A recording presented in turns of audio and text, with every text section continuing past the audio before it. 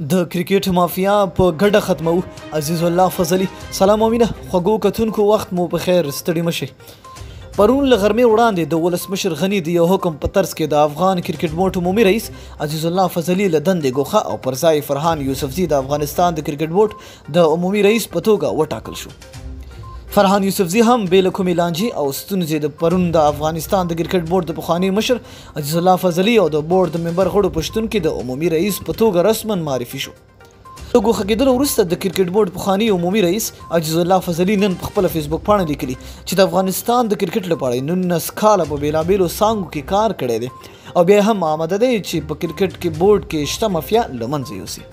نوموړي وایي په دغه ستره دوره کې ترې د کرکټ بورډ ځینې کارکوونکي د سمو اصلاحاتو راوستلو له امله خفه شوي هم دي، خو وایي چې د یادو اصلاحاتو پایله د کرکټ لوبې د خیر لپاره و. عزیز الله فضلی زیاتوي ډېر زر به د هغه ټولو کسانو سره چې کرکټ لوبې ته یې تل کار کړی که یې په کرکټ بورډ اداره کې دنده درلوده او که یې نه درلوده، خو تل یې د مطبوعاتو او حواله رسنیو له لارې د کرکټ د ښه والي لپاره خبرې کولې. د هغو ټولو سره به د کرکټ لوبې د خیر او پرمختګ لپاره ناسته ترسره کړي. فضلی زیاتوي دغه ناسته به د کرکټ د خیر لپاره وي چې په نتیجه کې به یې د کرکټ لپاره یو نیک اقدام ترسره کړي. فضلی وایي په خپله دوره کې تل کوشش کړی دی چې ځوانانو ته چانس ورکړي ځکه چې د هېواد راتلونکي سرمایه هم ځوانان دي. نوموړي وایي ما دا واده هم کړی چې په کرکټ بورډ کې به شته فساد او مافیا له منځه وړم او بیا هم آماده دی چې دا مافیا له منځه یوسي.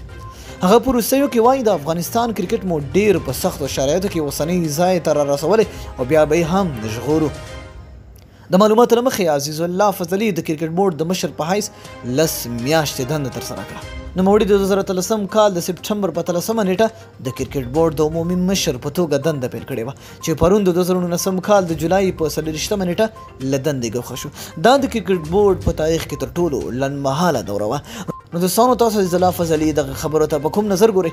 لاندې خپل نظر راسره په کمنټ کې شریک کړئ. تر بلې ویډیو د الله په امان.